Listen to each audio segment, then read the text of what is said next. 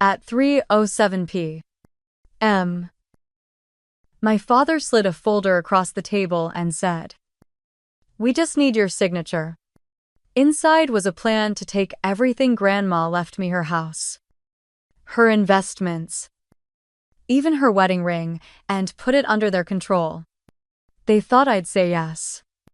What they didn't know was that every asset was already in an ironclad trust with my name on it.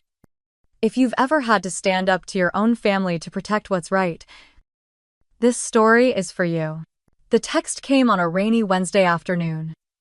Emily Carter was wrapping up a virtual client consultation when her phone buzzed with the familiar ringtone she'd assigned to her mother, a soft piano chime that always managed to sound vaguely accusatory. She glanced at the screen. Family meeting this Saturday. 4 p.m. Important. Please don't be late. No greeting. No context. No explanation. Just like always. Emily exhaled slowly and stared out the window of her high-rise Chicago office. The glass was dotted with raindrops, each one trickling down in slow motion, as if time had decided to match the weight in her chest. It wasn't the first time she'd received a message like that. And every time, it meant only one thing. Tyler, her younger brother, the family wildcard, the serial entrepreneur with a trail of bankruptcies, broken relationships, and impulsive decisions, was in trouble again. And once again, the unspoken assumption was clear: Emily would fix it. Later that evening, Emily poured herself a glass of Cabernet and sank into her sofa, still in her navy blazer and heels. She didn't bother turning on the lights. The muted city glow was enough. She picked up her phone and reread the text. For a moment, she considered ignoring it, just not showing up, letting someone else deal with the family chaos for once. But that wasn't who she was. That wasn't who she had ever been allowed to be. Emily Carter was 36 years old, with a sharp mind, a sharper wit, and a financial advisory firm she'd built from scratch after finishing her MBA at Northwestern. Her office was sleek, her life efficient, her wardrobe minimal and elegant.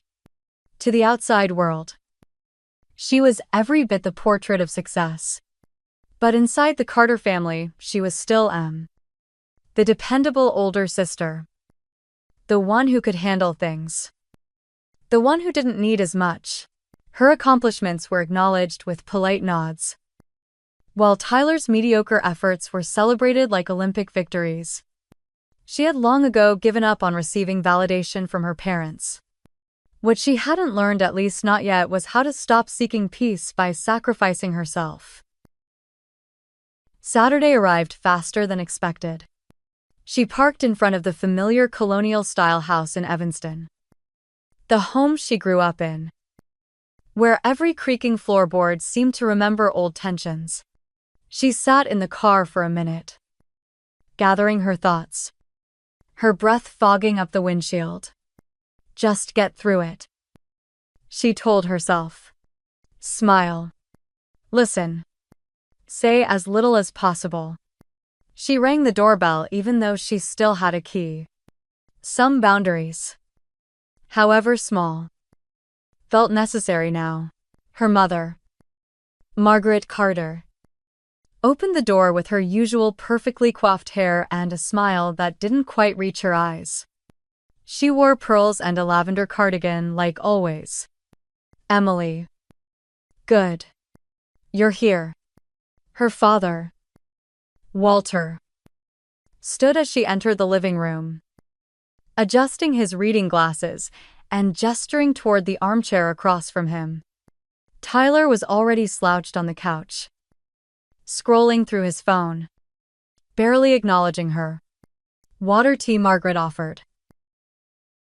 I'm fine, thanks, Emily replied, her voice calm, professional.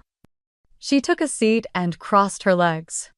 For a moment, there was only the hum of the old wall clock and the faint sound of traffic outside. Her father cleared his throat.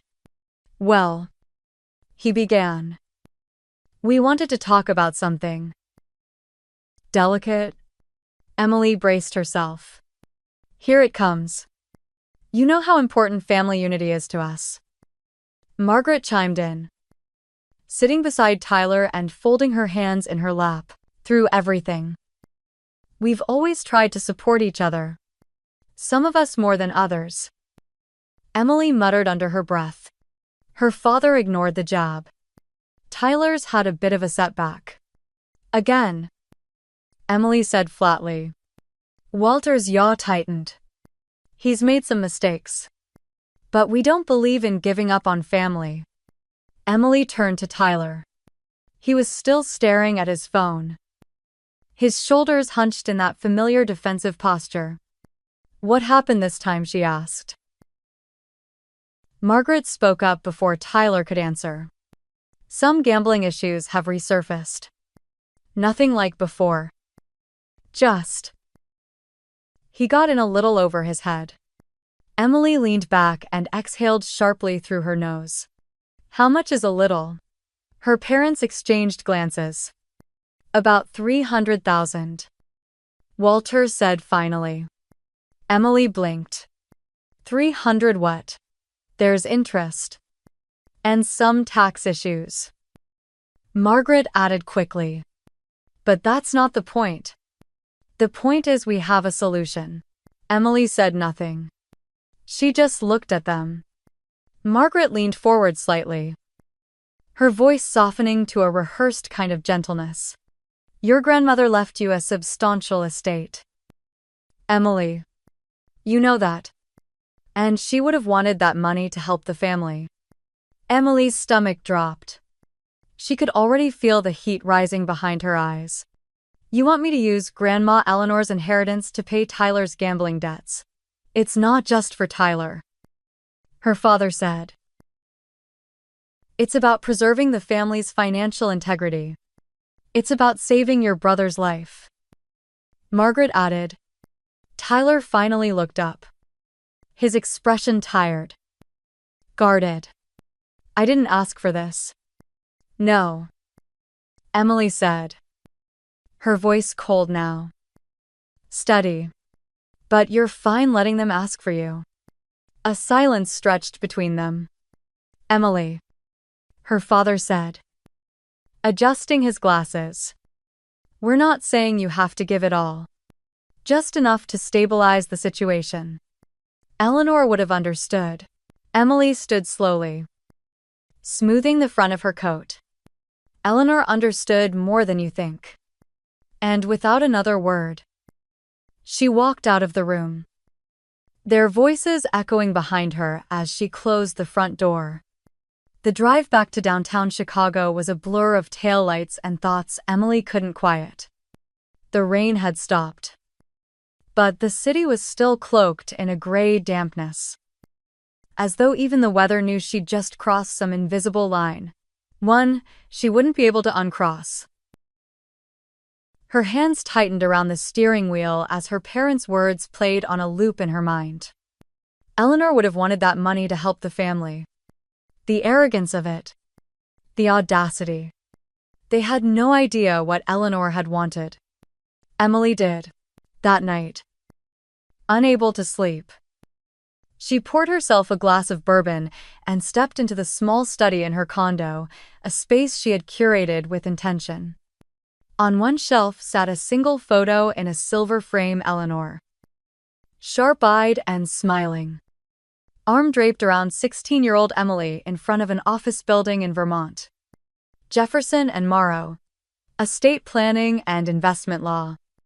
It wasn't the kind of photo other girls her age displayed. While their bedrooms were filled with souvenirs from Disney trips or prom snapshots, Emily's most treasured memory was of a day most teens would have dreaded. That day, Eleanor had handed her a leather folder with her name embossed in gold and said simply, "You're ready." It had started years before. When Emily was just 12, Eleanor began inviting her over on quiet weekends. While Tyler got baseball games and Six Flags trips with their parents, Emily got long afternoons in her grandmother's sunlit kitchen poring over old ledgers, stock tickers, and clippings from the Wall Street Journal.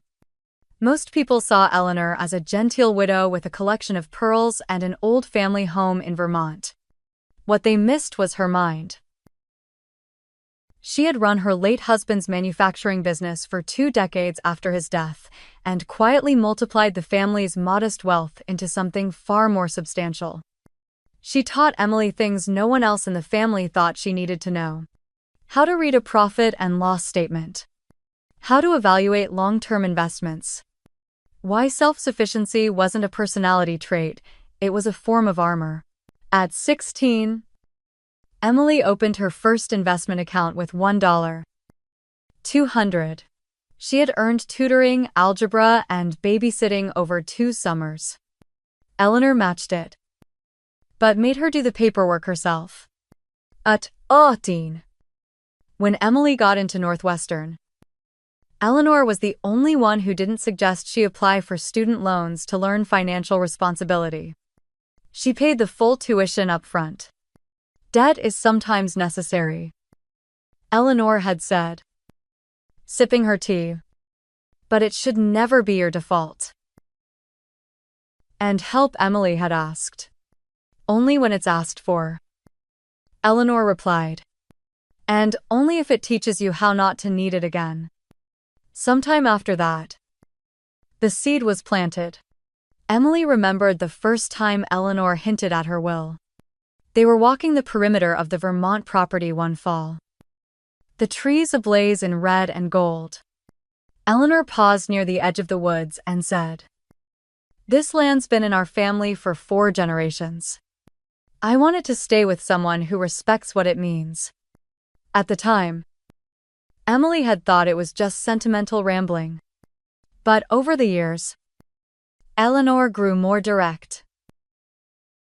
"Your parents mean well, Emily, but they make decisions based on appearances." And Tyler, she shook her head. "He's never had to struggle. That kind of person doesn't understand legacy, only leverage." When Eleanor fell ill, Emily was 32 and at the height of growing her advisory firm. She made the only decision that felt right. She moved her grandmother into her own guest room and coordinated every part of her care. Her parents visited occasionally. Tyler showed up exactly twice, both times to ask for money. The day before Eleanor passed, they sat together in the library, the same room where she had taught Emily to balance a checkbook when she was just 13. "I've made changes to the will," Eleanor said, her voice thin but certain. "The lawyers know. Calvin's handling everything." Emily had tried to protest, but Eleanor held up a trembling hand. "You're not getting more because I love you more. You're getting it because you'll protect it. You'll use it. They'll be angry." Emily had whispered. "Yes," Eleanor said. "But if you waver, they'll take everything I've built and burn it to the ground. And you know they will." 3 weeks later, Emily sat in Calvin Spencer's office as he read aloud the terms of Eleanor's will. Tyler received a conditional trust accessible only for education or launching a legitimate business with approval from the trustee. Her parents were given a few specific gifts: a painting, a classic car, and the summer home's antique furniture. But the bulk of the estate, including the Vermont property, the entire investment portfolio, and all remaining liquid assets went to Emily. Eleanor amended this will 3 times in her final year, Calvin said, each time with the same intent to place full stewardship in your hands. Emily remembered looking up and seeing her mother's expression. Equal parts confusion and disbelief. Her father had gone quiet. lips tight. Tyler didn't say anything at all. But his eyes had narrowed. That had been 18 months ago. Since then, her parents had kept things mostly polite, occasionally passive-aggressive. Tyler had resurfaced only in vague conversations or strained birthday calls. Until now. Until that Saturday. Until the text that brought her back to that living room, where everything familiar also felt foreign. And now, they wanted to dismantle it all. Sell the Vermont house. Liquidate the portfolio. Cash in the heirlooms that had passed down through the women in their family since the 1800s. All to bail Tyler out of another disaster he created with the same mix of charm, recklessness, and denial. He'd always carried like a second skin. Emily stood in front of the bookshelf now, still holding the photo of her and Eleanor. She thought about legacy. Not as money, not as land, but as clarity, as courage. As the moment you decide that being the good daughter no longer means being the sacrificial one. She placed the photo back on the shelf. She had protected Eleanor in her final years. Now, she would protect everything Eleanor had entrusted to her, no matter the cost. Sunday morning arrived with the kind of stillness that feels rehearsed, like the world had paused, waiting to see what Emily would do next. She sat on her balcony, wrapped in a wool cardigan, nursing a second cup of coffee gone cold. The Chicago skyline loomed in the distance, muted by haze. As she stared at nothing and everything at once. It always started the same way. A phone call. A meeting. A crisis. Tyler had fallen again.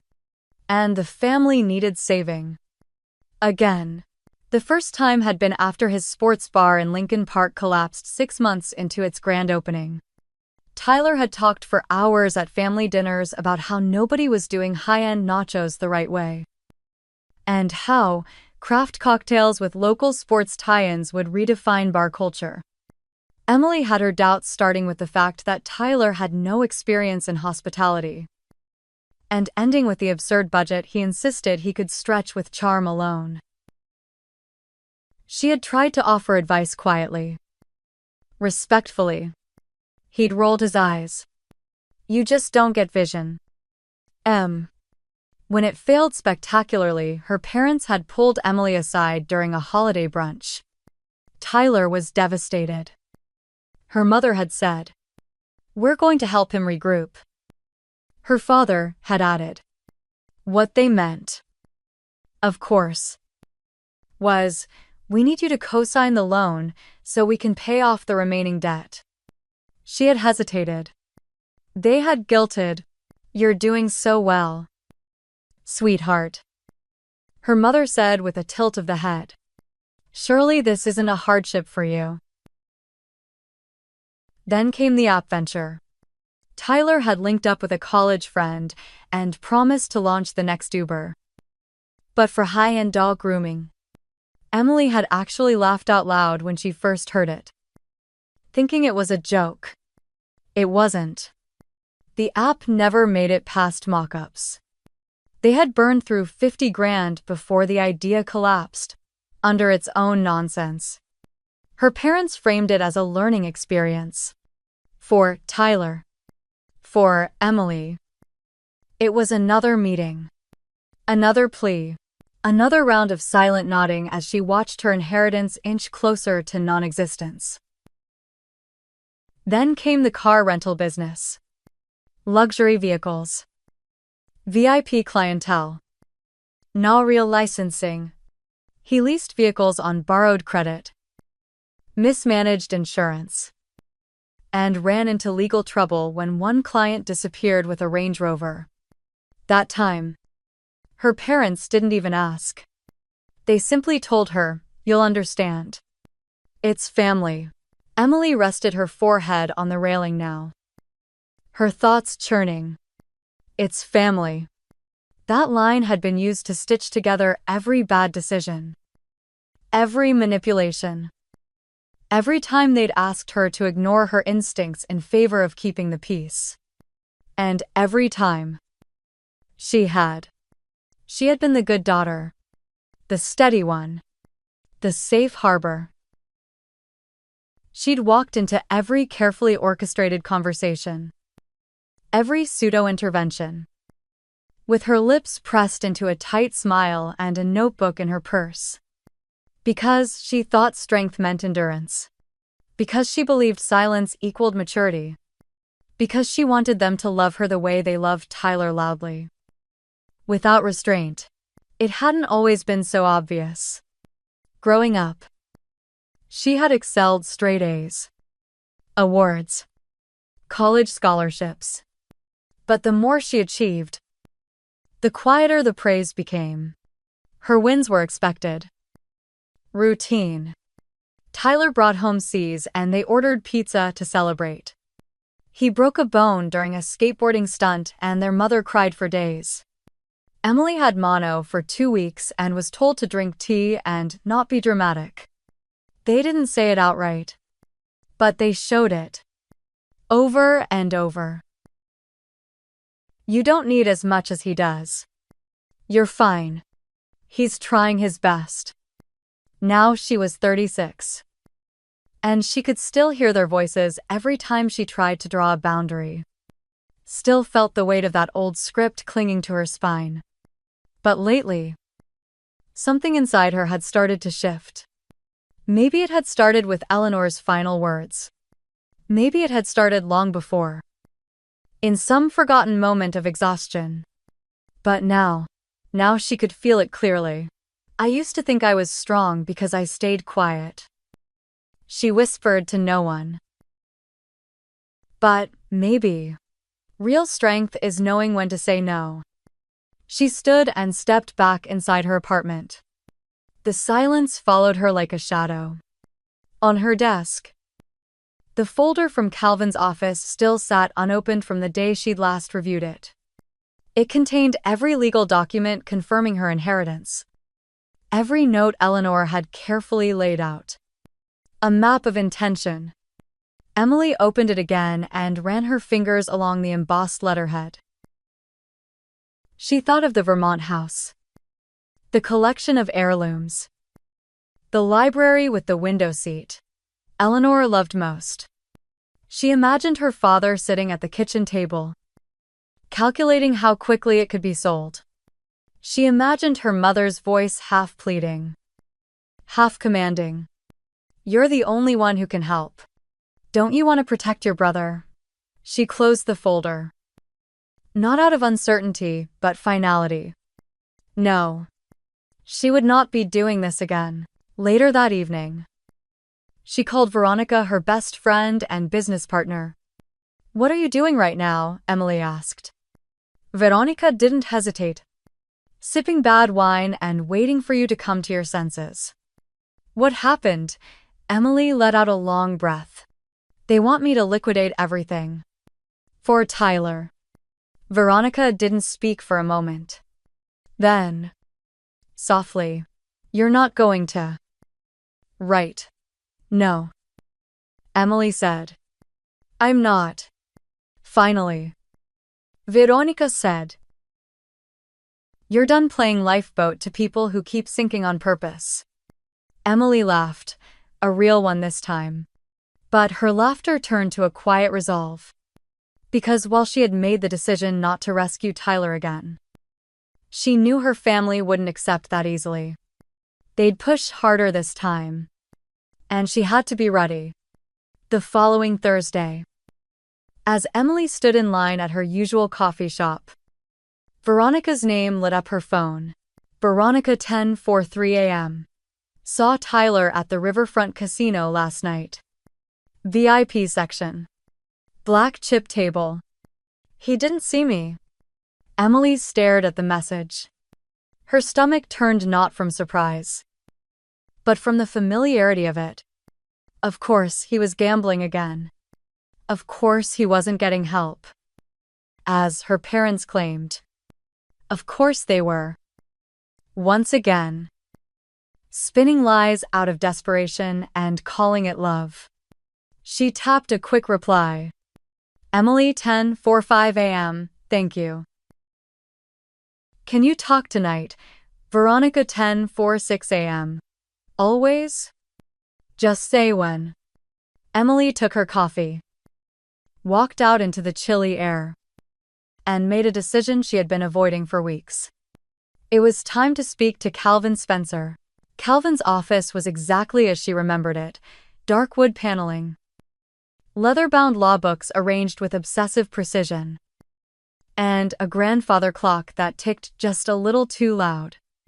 It was the kind of office that whispered legacy, not change. Calvin, in his early 70s, rose to greet her with the same warmth and caution that had always defined his manner. Emily, I was actually just thinking about you, he said, gesturing to the leather chairs in front of his desk. That's either flattering or deeply ominous, Emily replied. He offered a small smile. You have good instincts. Sit. She did. I've received some concerning inquiries from your father over the past few weeks, he began. Emily raised an eyebrow. About what? About your grandmother's estate. Specifically, account balances, asset holdings, property deeds. He claimed you asked him to review the documents on your behalf. Emily's jaw tightened.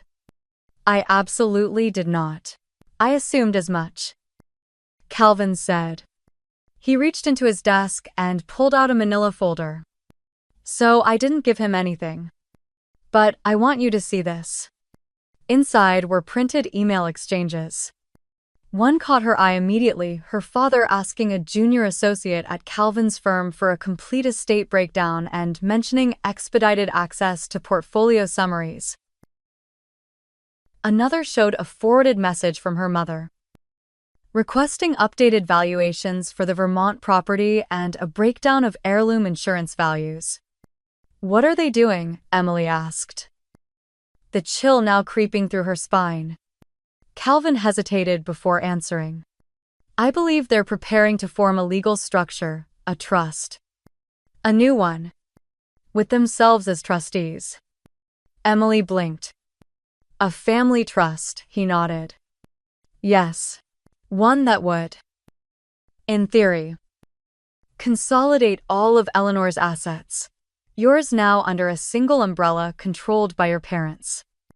They've been meeting with another attorney. Not someone I know. She felt the breath leave her body. They're trying to legally position themselves to take control of what Eleanor left me, and make it look like a family decision. Precisely, Calvin confirmed. Emily left the office with a pit in her stomach and a folder of printed emails in her bag. As she walked down the steps into the afternoon sun, she could already hear the voice her mother would use. This isn't about control, darling. It's about protecting the family legacy. And her father, with his practiced calm, we're just trying to keep everything aligned. Financially strategic. But she knew what it really was. A quiet coup. They were planning to make theft look like unity. That night, Veronica sat across from her at the kitchen island in Emily's apartment, swirling red wine in a glass. They're forming a trust behind your back, she repeated slowly. Emily nodded. It's more than that. They're laying groundwork for a legal takeover. Once they consolidate the assets, they can liquidate what they want. Pay Tyler's debts. Maybe more. Do they even realize they're gambling with their own daughter's inheritance to save their son's addiction? I don't think they care what it costs as long as it keeps Tyler afloat, Emily said bitterly. Veronica leaned forward. What are you going to do? Emily took a slow breath. Her voice was steady. I'm going to build a wall. They can't get through. The next morning, She called Diana Roberts. Diana was not the kind of lawyer her parents would have hired. Young, sharp, and aggressive in a way that didn't apologize for itself. Emily had met her once at a Women in Finance panel and remembered her saying, "Wealth doesn't need to be loud, but it should always be protected." An hour later, they were sitting in Diana's glass-walled office downtown. "So, let me get this straight," Diana said, tapping her pen against her notepad. "You're the rightful inheritor. The estate is in final probate. And your parents are quietly trying to consolidate your assets under their control." "Correct. And your brother owes more than $250,000 to a mix of casinos, creditors, and possibly loan sharks." Emily nodded. "Okay," Diana said, sitting back. "We're going to build an irrevocable trust. You'll be both grantor and beneficiary. Once those assets are transferred, no one, not your parents, not even a court challenge, can touch them." Emily exhaled slowly. "Can we do it before they act? If we start now?" "Yes. We'll need your full cooperation and speed." "I'll do whatever it takes." Diana gave a curt, approving nod. "Then let's protect what's yours." That night, Emily sat by her window, overlooking the city lights below. She held one of the heirlooms from Eleanor's collection, a delicate pocket watch, engraved with the initials of her great-grandfather. She thought of everything that had passed through generations quietly, purposefully, protected by women who never raised their voices but always raised the standard. And now it was her turn. Not to fight for money, but to fight for meaning. By Monday morning, Emily had signed the final documents. The irrevocable trust now existed. Its structure was ironclad. Emily was both the grantor and sole beneficiary, with Diana as the legal trustee of record. Everything property, investment portfolios, heirlooms would now be managed under the trust, protected from outside interference. It was Eleanor's legacy, rebuilt as a fortress. The next 3 days were a whirlwind of action. First, Emily worked with Calvin to transfer ownership of the Vermont property. They filed the deed under the trust's name, skipping family disclosure entirely. Then came the investment portfolio. Her firm's internal team executed the switch to new accounts that only Diana could access. But the hardest task still lay ahead: retrieving the physical assets, the jewelry, the documents, the family heirlooms. They were locked in a safety deposit box at Fairview Bank, the same branch her parents had used for 40 years. The manager, Margaret, had attended Emily's high school graduation party. The tellers sent her Christmas cards. And now she had to walk in, take everything, and leave without a whisper reaching her mother. Thursday afternoon. Emily dressed carefully, no bold lipstick, no business heels, nothing that would draw attention. She looked like a woman running errands, not transferring generational wealth. Still, her heart pounded as she stepped through the revolving doors and approached the vault manager. "Miss Bennett," Margaret said warmly. "It's been a while." "Too long," Emily replied, managing a smile. "I assume you're here for the family box, yes? I'll need to remove some items." Margaret led her into the small, private viewing room where the steel drawers lined the walls like quiet sentinels. The one she needed sat second from the bottom, inside Eleanor's world, carefully arranged. Emily's breath caught as she lifted the lid from a blue velvet pouch. The emerald necklace, delicate, elegant, She remembered Eleanor fastening it around her neck on graduation day. "This will be yours someday," her grandmother had whispered. "And not just because it's beautiful. Because you'll understand what it cost me to keep it." Underneath was a worn recipe book, bound in linen. Eleanor's handwriting filled every margin. Lemon scones, blackberry preserves, stew with thyme and clove. Small notes in cursive reminded Emily not to overmix the dough, or to use fresh lavender. Never dread. There was a black and white photo tucked inside Eleanor as a girl, barefoot in the Vermont orchard, holding a pie dish in one hand and a book in the other. Emily smiled through sudden tears. She hadn't realized how much she missed her until that moment. In the far corner of the box was a sealed envelope. Faded blue ink. Her name Emily. Hands trembling. She opened it. "My dearest Emily, if you are reading this, then everything has gone as I hoped. I couldn't protect you from every storm, but I could leave you the shelter I built. This house. This history, it's yours because you carry more than blood. You carry responsibility, and grace, and strength. There may come a time when the people closest to you ask you to sacrifice what's right, just to keep the peace. I hope, when that day comes, you will choose the harder path, the one that preserves integrity, not illusion. Do not confuse love with surrender. Do not confuse silence with wisdom. You have the strength to say no. Use it. All my love." Grandma Eleanor Emily pressed the letter to her chest. For the first time in weeks, she felt steady. Back in the vault room, she packed the necklace, recipe book, photos, and other heirlooms into a secure case. She signed the release forms, thanked Margaret, and walked out of the bank into the fading light of afternoon. She'd done it. The last piece was in place. That night, she and Diana reviewed every asset one final time.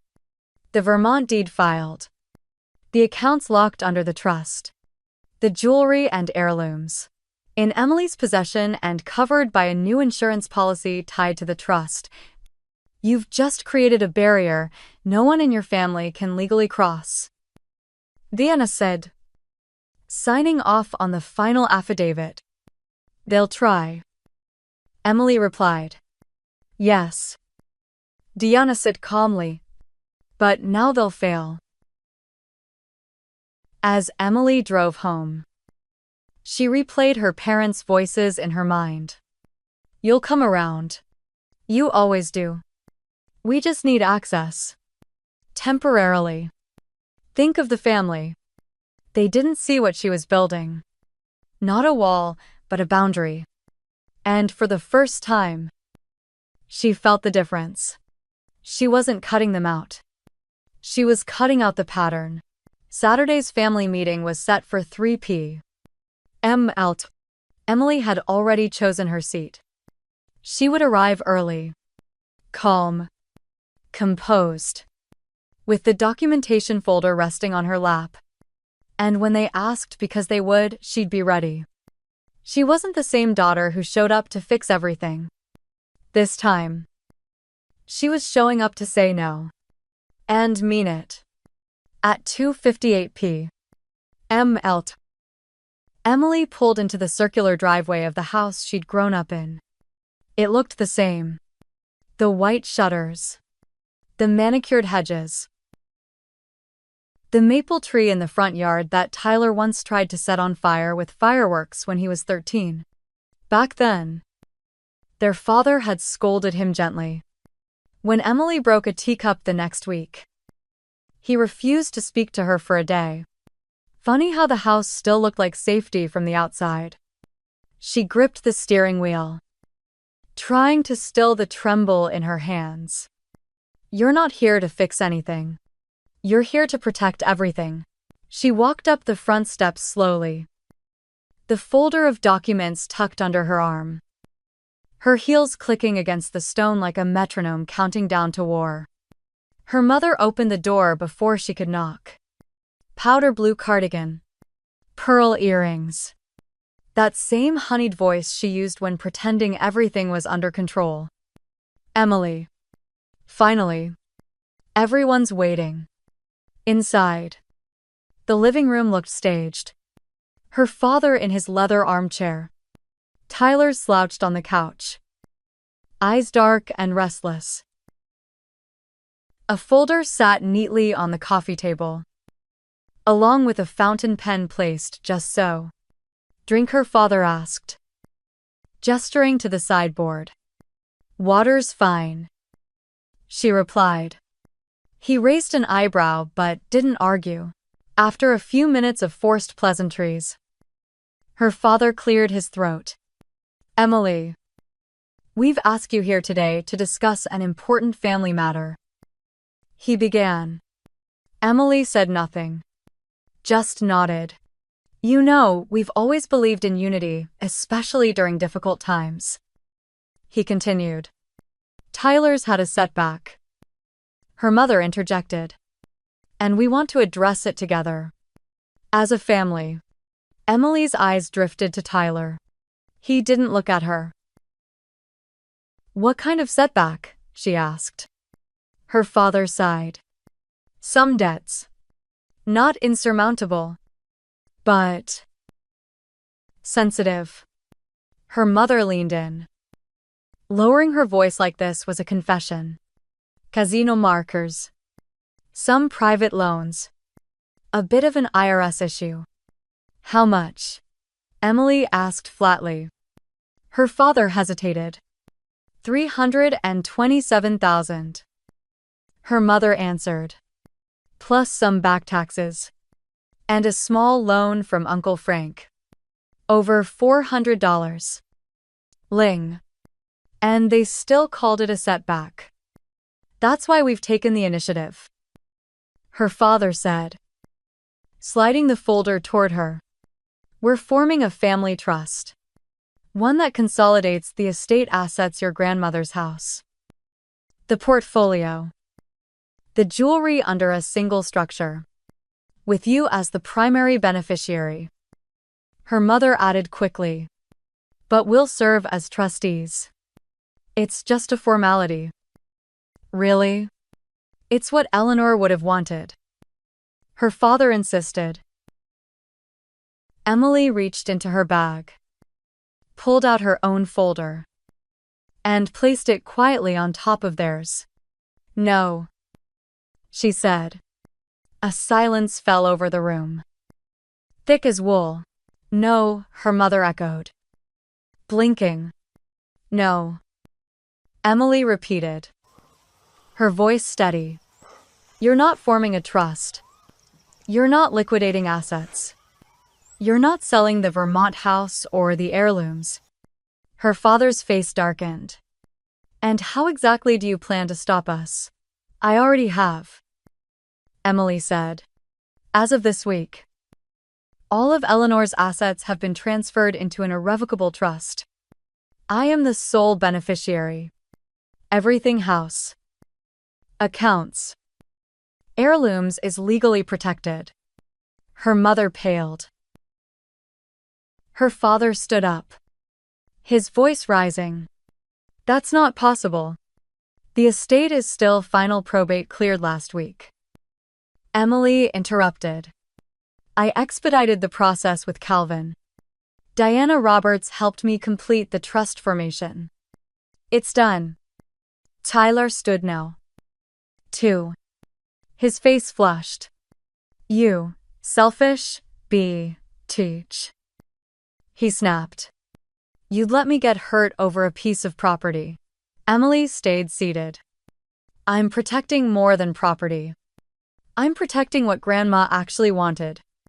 And you're not entitled to destroy that just because you can't control yourself. Tyler took a step forward, trembling. You always thought you were better than me. Since we were kids. The perfect daughter. The favorite after she died. I never needed to be the favorite, she said quietly. I just wanted to be respected. For once. Her father's voice turned cold and legal. We'll challenge this. In court. Go ahead. Emily replied. The trust is airtight. Diana made sure of it. You'll lose. And you'll waste whatever money you have left trying. Her mother's voice cracked. You would really let your brother be hurt physically just to make a point. Emily's voice finally wavered. I'm not making a point. I'm breaking a pattern. Her mother rushed forward. Tears glistening. We're not the enemy. Emily. But Emily stepped back. No. But you've been acting like one. The room fell into silence. No yelling. Just a vacuum where the old dynamics used to live. Her father sat down slowly. Tyler dropped back onto the couch, cursing under his breath. You'll regret this, he muttered. But Emily no longer feared his disapproval, or her parents' disappointment. They had raised her to be responsible, and now they hated her for finally taking responsibility. She turned toward the door, her folder still in hand. As she reached it, her father called after her. This isn't over. Emily turned back, one hand on the doorknob. No, she said. It's just beginning. She stepped out into the fading light. Her breath hitched. Her vision blurred. By the time she reached her car, her hands were shaking. Not because she doubted herself, but because, for the first time in her life, she hadn't given in. She sat behind the wheel for a long moment, forehead pressed to the steering wheel. Then, slowly, she exhaled and drove away. Emily hadn't even taken off her coat when the phone rang. The number was unfamiliar. Local, but not saved. She stared at it for a moment, thumb hovering over decline, but then something inside her, a tug of instinct, urged her to answer. Hello. A pause. Then a voice, rough with age but surprisingly gentle. Emily. It's Thomas Brooks. I'm your father's brother. She stood frozen in her kitchen, one hand still on the coffee maker. Uncle Thomas, she said, startled. I haven't seen you since your grandfather's funeral. I know. I wasn't sure you'd take my call. But Calvin Spencer gave me your number. He thought you might need to know the rest. Emily sank slowly into a chair. The rest of what? They met the next morning at a quiet cafe tucked between two bookstores in Lakeview. Thomas was already at the corner table when she arrived, nursing a black coffee. He stood to greet her, taller than she remembered, with kind eyes and a slight stoop in his shoulders. You look like Eleanor, he said. Emily smiled softly. I hear that a lot lately. They sat. He didn't waste time. I assume last night didn't go well. That would be an understatement, Emily said, resting her hands on the warm mug. They tried to guilt me, then threatened legal action. Tyler yelled. My mother cried. My father calculated. Thomas nodded, unsurprised. They've always leaned on performance when they lose control. Emily looked up. You sound like you've seen this before. I lived it, he said.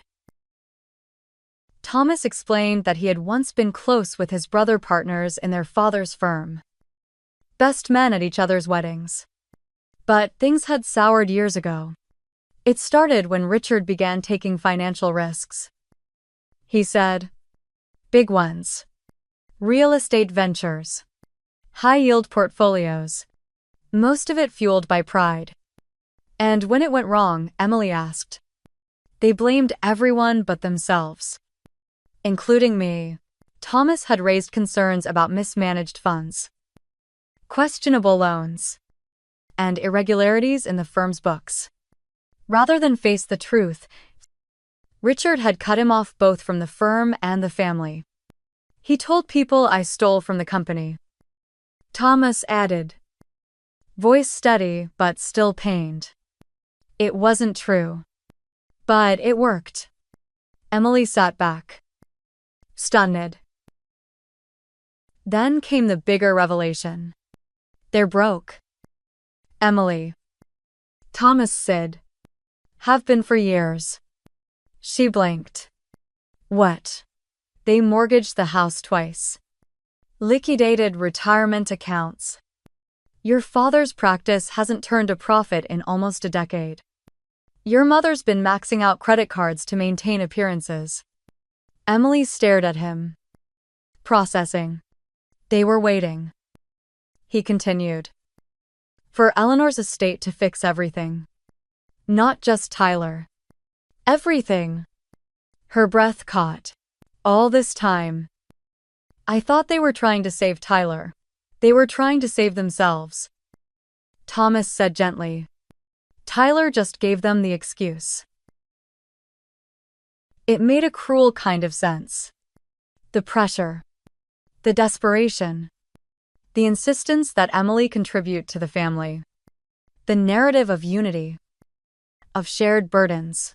When in fact, the burden had already been placed squarely on her shoulders. They hadn't just expected her to help. They'd been planning for her to take care of them. I don't think your parents are evil, Thomas said carefully. But they're afraid. And entitled. A dangereuse combination. Emily looked down at her hands. They never asked me. Just assumed. He nodded. Because you always said yes. You were the reliable one. The strong one. They mistook your boundaries for resources. Silence stretched between them.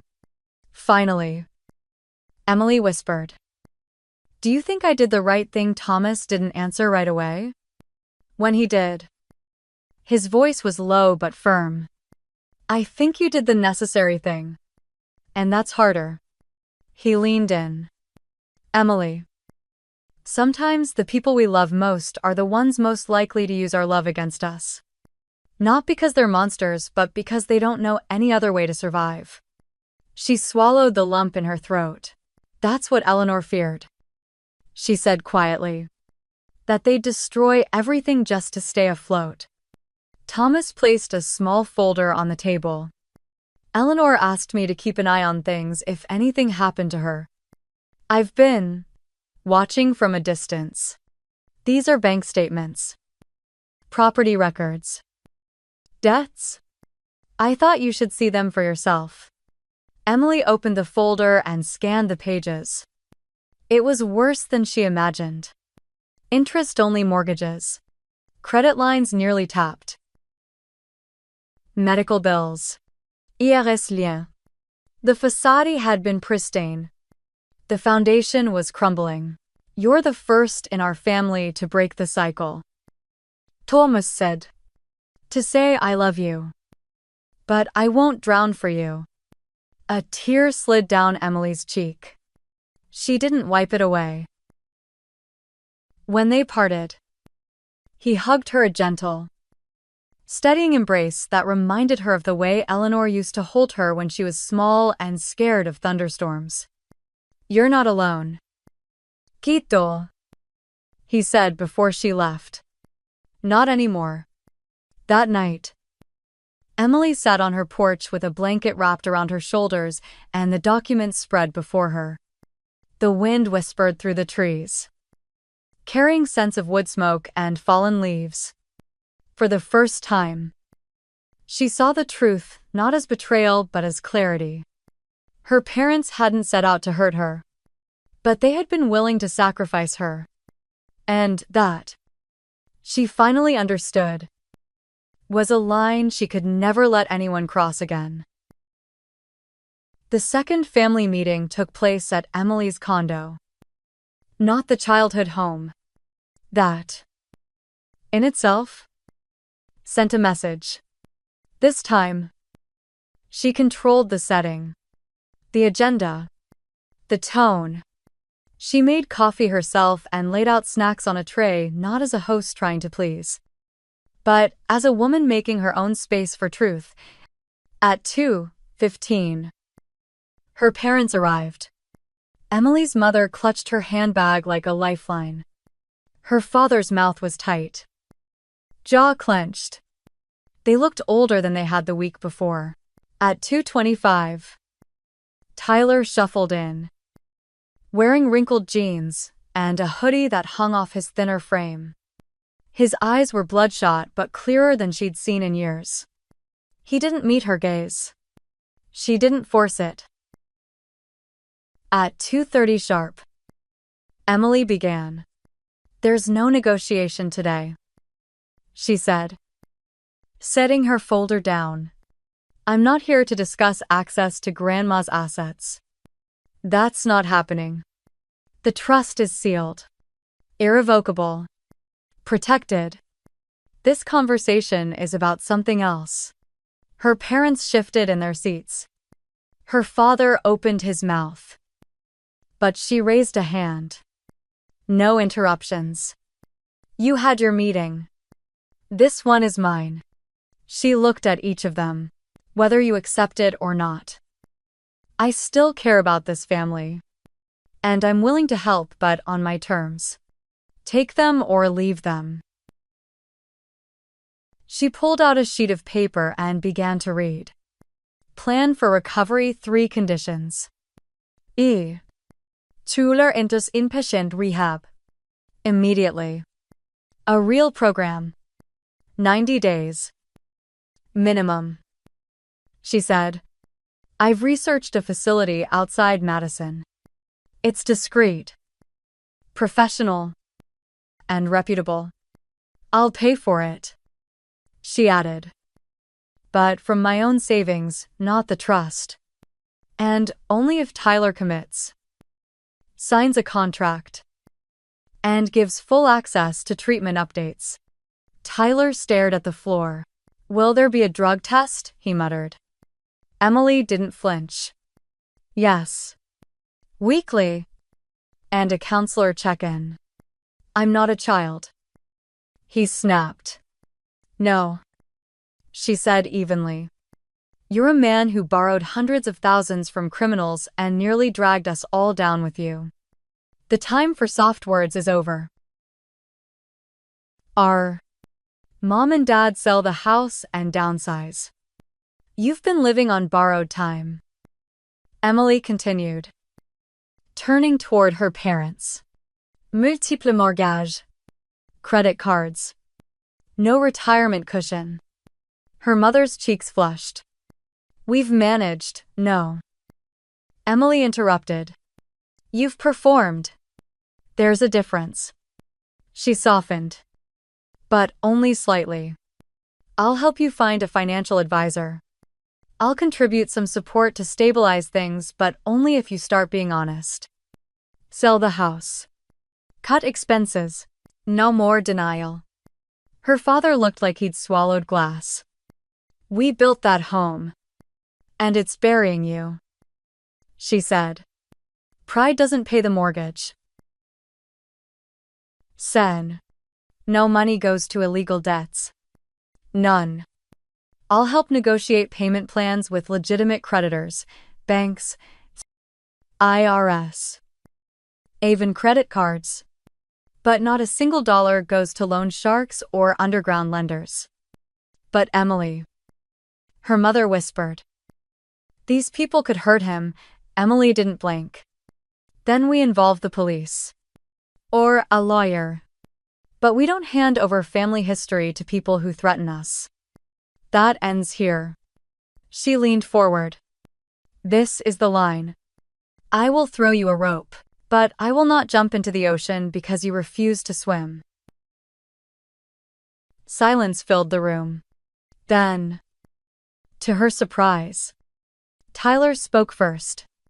I'll go, he said. Voice quiet. I'm scared out of my mind. But, yeah, I'll try. Emily nodded.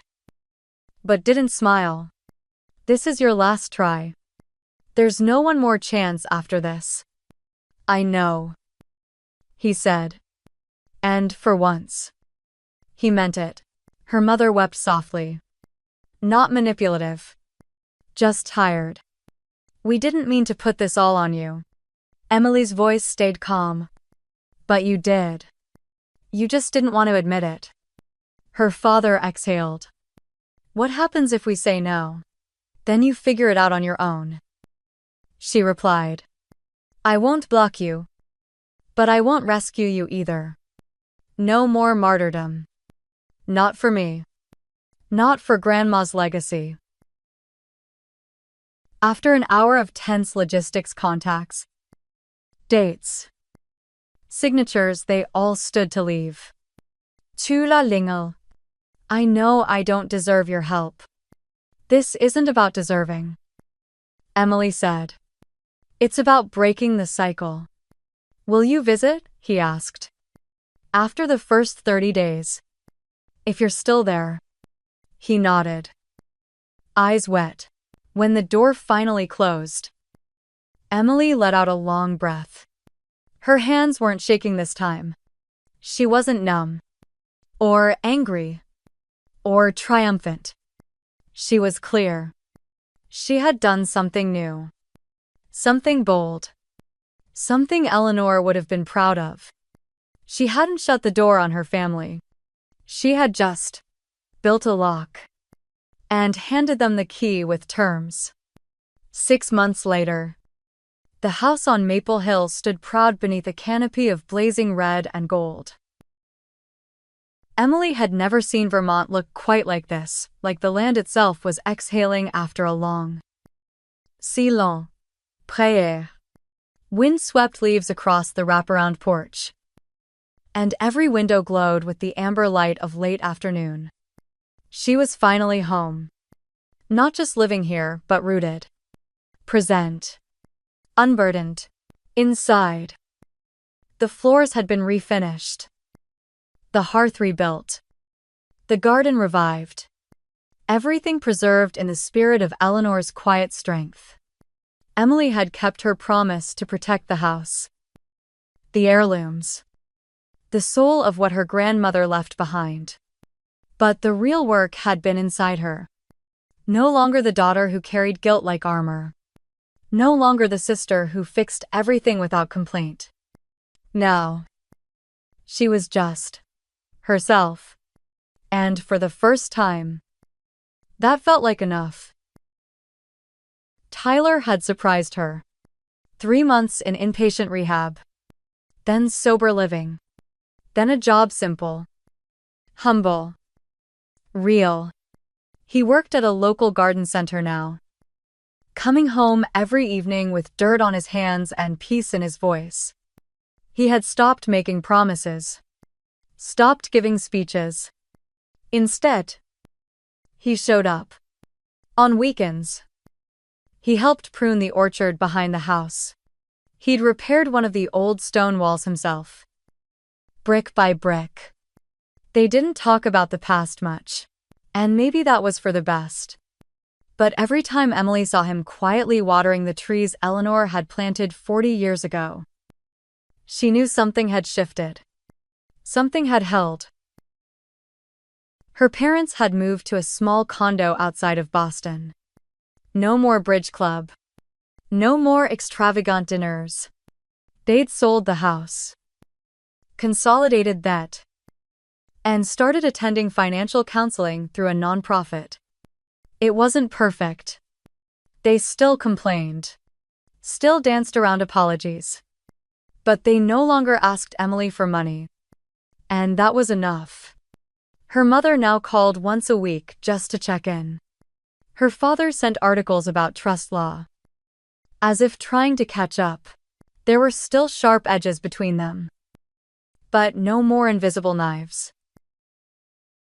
One crisp Sunday morning, as frost edged, the grass and chimney smoke curled into a bright blue sky, Emily found herself in Eleanor's old study. She was reorganizing the bookshelves when she noticed a warped floorboard beneath the desk. She pried it up gently.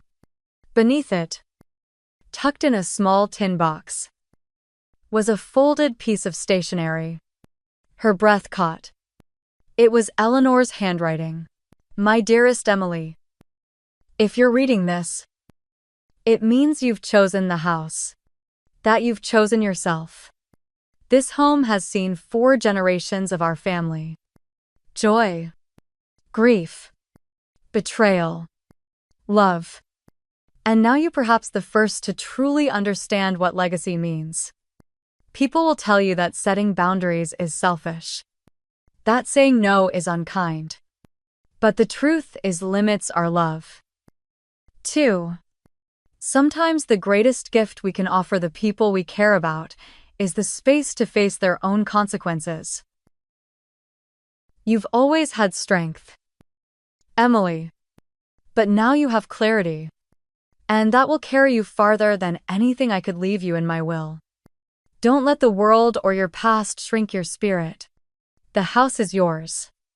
But more than that, the freedom is. All my love. Grandma Eleanor." Emily sank into the old leather reading chair, the letter trembling in her hands. Tears came. Not from pain, but from recognition. Eleanor had known it all. The pressure, the guilt, the expectation. She had seen it unraveling even before Emily did. And she had left her something better than silver and stocks. She had left her permission to stop carrying everyone else, to stop setting herself on fire to keep others warm. Later that night, Emily lit a fire in the hearth and made tea in Eleanor's blue porcelain pot. Veronica called to check in. "Nathan texted from Seattle thinking of you. Fall in Vermont must be magic." And it was. It truly was. Before bed, Emily stepped outside. Tyler had just finished trimming the last of the hedges. He gave her a small wave and a quiet "Night, Em." She smiled back. Then she turned to the stars above the orchard and whispered softly, "Thank you. For the strength. For the boundaries. For the house that healed her." The table was set for 7. Not a grand banquet, just a long oak table warmed by candlelight, mismatched silverware, and Eleanor's favorite porcelain plates. Outside the windows, dusk fell quietly over the Vermont hills, the last golden leaves swirling across the yard. Emily stood at the stove, stirring a pot of rosemary stew, the smell of garlic and thyme curling around her like a memory. This was the first family dinner since everything fell apart. And somehow, it was also the first real one. They arrived in pairs, cautious but willing. Veronica came first, bearing wine and the same dry humor that had gotten Emily through every storm. Then Uncle Thomas, who brought a fresh-baked apple pie and a quiet kind of steadiness she'd grown to trust.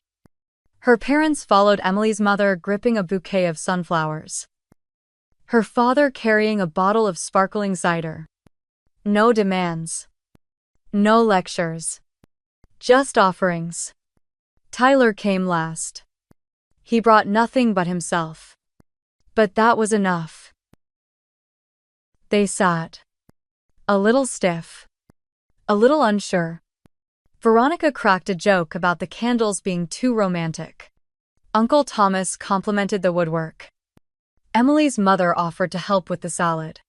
Her father didn't touch his phone once. And Tyler, he looked people in the eye. That was new.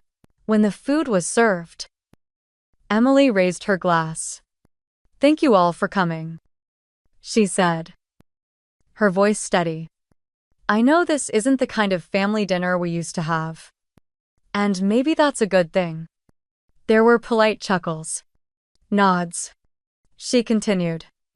"I spent a long time believing I had to earn my place at this table.